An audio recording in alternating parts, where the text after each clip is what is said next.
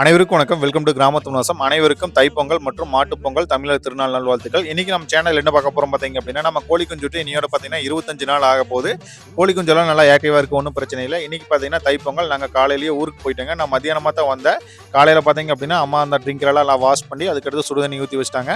இன்னைக்கு நான் மத்தியானம் வந்ததுமே பார்த்தீங்க அப்படின்னா கோழி குஞ்சு ஒன்றுக்கு ஒன்று கொத்தரக்க ஆரம்பிச்சிச்சு. ஒரு 15 குஞ்சுக்கு பக்கமாக உடனே பார்த்தீங்கன்னா எடுத்து உள்ள அந்த டோபிக்யூர் அப்படிங்கிற அந்த ஸ்ப்ரேவை பார்த்தீங்க அப்படின்னா எல்லா கோழி குஞ்சுகளுக்கும் அந்த புண்ணான இடத்துலலாம் அடிச்சு விட்டுட்டேங்க. நான் ஆரம்பத்திலேயே சொல்லியிருப்பேங்க, நம்ம ப்ரூடிங் செட்டப்பில் கோழி குஞ்சு இருக்கும்போது நம்ம ஒரு 5 நிமிஷமாவது டைம் ஸ்பெண்ட் பண்ணி உள்ளே பார்க்கணும். ஏதாவது கோழி குஞ்சுக்கு ஏதாவது கொத்துதா, இல்லை ஏதாவது பிரச்சனையாக இருக்கான்ட்டு. நம்ம இந்த மாதிரி கவனிக்கல அப்படின்னா நம்மளுக்கு எல்லா கோழி குஞ்சுமே கொத்தரக்க ஆரம்பிச்சிரு. அதே மாதிரி இந்த கோழி குஞ்செல்லாம் பிடிச்சி நம்ம செப்பரேட்டாக தனியாக அந்த ஸ்ப்ரே அடித்து நாங்கள் வச்சுட்டோங்க. அதுக்கடுத்து பார்த்தீங்க அப்படின்னா நம்ம கோழி பண்ணைக்குள்ளே நம்ம அந்த ப்ரூடிங் செட்டப்பில் பார்த்தீங்கன்னா இந்த நம்ம மருந்து குரோஸ்லின் மருந்து பார்த்தீங்கன்னா அடிச்சு விட்டுலாம்.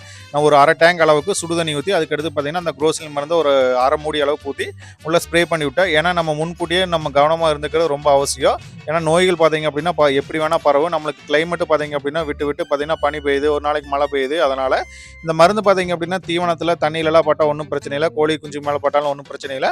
நம்ம ஒரு மூடி ஊற்றுற இடத்துல அரை மூடி மட்டும் ஊற்றி அடிச்சு விட்டுலாம். ஃபுல்லாகவே சுடுதண்ணீர் தான் நம்ம ஸ்ப்ரே பண்ணிட்டு இருக்கிறோம்.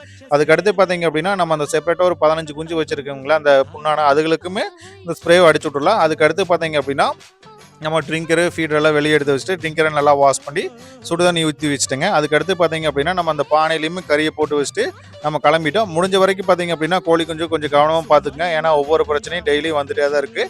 அதை முடிஞ்ச வரைக்கும் நம்ம கிளியர் பண்ணிடலாம், ஒன்றும் பிரச்சனை இல்லை. உங்களுக்கு இந்த வீடியோ பிடிச்சிருந்தா மற்றவங்களுக்கு ஷேர் பண்ணி விடுங்க, லைக் பண்ணுங்கள், கமெண்ட் பண்ணுங்கள், சப்ஸ்கிரைப் பண்ணுங்கள். அடுத்து ஒரு நல்ல வீடியோவில் சந்திப்போம். நன்றி, வணக்கம்.